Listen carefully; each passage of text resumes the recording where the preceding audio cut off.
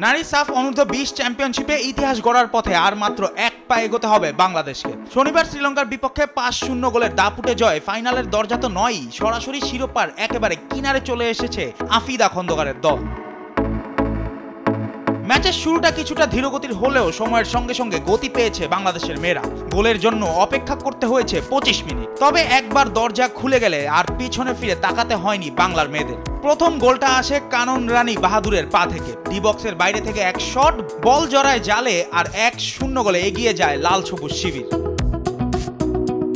প্রথমার্ধে ইনজুরি টাইমে আসে দ্বিতীয় গোল। তৃষ্ণা রানীর শট পোস্টে লেগে ফিরে এলেও ঠিকঠাক জায়গায় ছিলেন পূজা দাস। সহজ বল গোল লাইনে পাঠিয়ে 2-0 গোলে এগিয়ে থেকে প্রথমার্ধ শেষ করে বাংলাদেশ।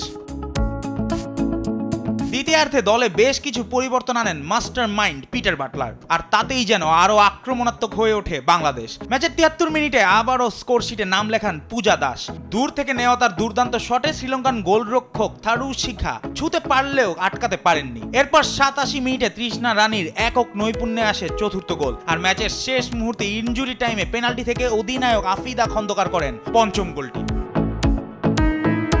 এই জয়ে 5 ম্যাচে পূর্ণ 15 পয়েন্ট নিয়ে পয়েন্ট টেবিলের শীর্ষে আছে বাংলাদেশ। সোমবার নেপালের বিপক্ষে গ্রুপ পর্বের শেষ ম্যাচে ড্র করলেই শিরোপা নিশ্চিত হয়ে যাবে লাল সবুজ শিবিরের। তবে হেরে গেলে পয়েন্ট সমান হলেও গোল ব্যবধানে এগিয়ে থেকে চ্যাম্পিয়ন হয়ে যেতে পারে নেপাল। তাই এখন আর কেবল জয় নয়, দরকার ঠান্ডা মাথায় পরিকল্পিত ফুটবল। সোমবারই সেই স্বপ্ন ছোঁয়ার দিন। শিরোপা কি তবে বাংলাদেশের অপেক্ষায়? উত্তরের জন্য অপেক্ষা আর মাত্র কয়েক ঘন্টার।